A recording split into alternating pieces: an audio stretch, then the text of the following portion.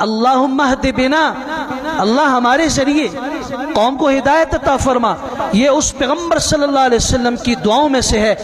طائف کے سفر کو دیکھ لیجئے، جنہوں نے پتھر مارے تھے، جبرائیل نے آ کے کہا تھا یہ پہاڑوں کا فرشتہ، ہواؤں کا فرشتہ، سمندر کا فرشتہ، زمین پر مقرر فرشتہ موجود ہے میرے ساتھ، اگر آپ حکم دیں تو زمین انہیں نگل لے، دو پہاڑ انہیں پیس کے رکھ دیں، سمندر کی لہریں اٹھا کے انہیں ڈبو کے غرق کر دیں، ہوائیں اڑا کے ان کا نام و نشان مٹا دیں۔ آپ نے فرمایا اللہم اہد قومی فانہم لا یعلمون، اللہ میری اس قوم کو ہدایت عطا فرما، انہیں پتہ نہیں ہے۔ اللہم اہد دوسن، قبیلہ دوس کا سردار عامر بن طفیل آتا ہے، اللہ کے رسول بد دعا کیجئے میری قوم کے لیے اللہ انہیں ہلاک کر دے، آپ بد دعا کریں۔ امام الانبیاء کے ہاتھ اٹھے ہیں، اللہم اہد دوسن فانہم لا یعلمون، اللہ قبیلہ دوس کو ہدایت عطا فرما۔ وہ صحابی کہتے ہیں میں اپنی قوم کی ہلاکت کی دعا کرنے آیا تھا اور پیغمبر کی زبان سے نکل رہے اللہم اہدہم، اللہ انہیں ہدایت عطا فرما۔